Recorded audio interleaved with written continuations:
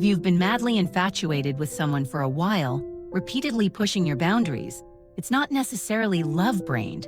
It's more likely that there's something wrong with you.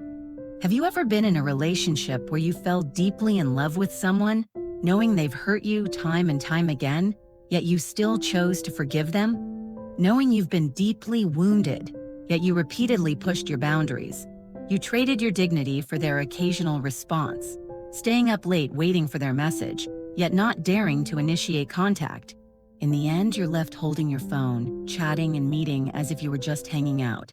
You know you should have let go long ago, but you insist on waiting until they've completely abandoned you before you're willing to admit the relationship is hopeless. In reality, you're not truly unable to extricate yourself. It's your inner trauma that's making you crave love too much.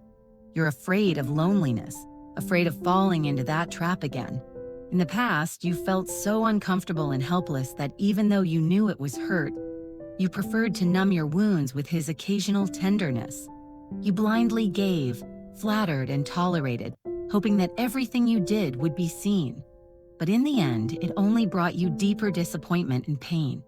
You even began to become addicted to this pain. When watching TV shows or reading novels, you always disliked the sweet, happy endings.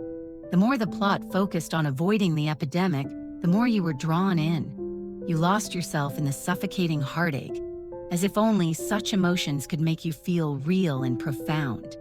You once naively believed that if you healed his wounds, you would also heal yourself. But gradually, you realized that this was just a self-deceiving, one-sided redemption. All of this actually stemmed from a relationship pattern called trauma obsession. This obsession was a cycle of alternating hurt and tenderness. Each brief moment of warmth after pain, love and affection will create a dependency in your brain, dragging you deeper and deeper into a trap. This obsessive relationship pattern often stems from a childhood lack of love, lack of security, and stable love and care.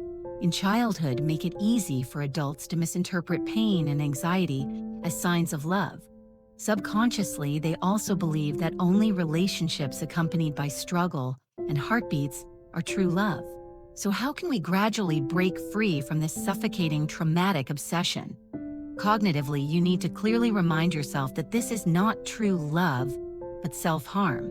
You need to clearly realize that what you really can't let go of isn't the other person, but the beautiful fantasy and dependency you've created within yourself. You can try writing down your feelings carefully and refuting those irrational thoughts one by one to help yourself slowly clear the fog. Step 2. On an emotional level, you need to learn to heal. Heal your broken heart. Try writing in a journal or writing a letter to yourself. Gently tell yourself that you are good enough and that you deserve to be truly loved and cherished. Recall the moments that made you feel warm and loved, and slowly build the belief that you deserve to be loved. Step 3. On a behavioral level, you should try to distance yourself from this relationship.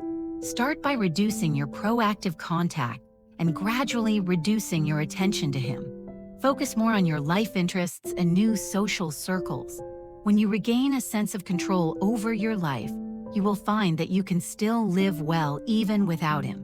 Remember, every moment of self-awakening and change is the beginning of embracing yourself again. You are never alone. You deserve to be treated tenderly and to have a comforting and happy relationship. I hope everyone can soon escape the quagmire of bed, learn to truly love themselves, and ultimately meet the person who is truly worthy of your trust.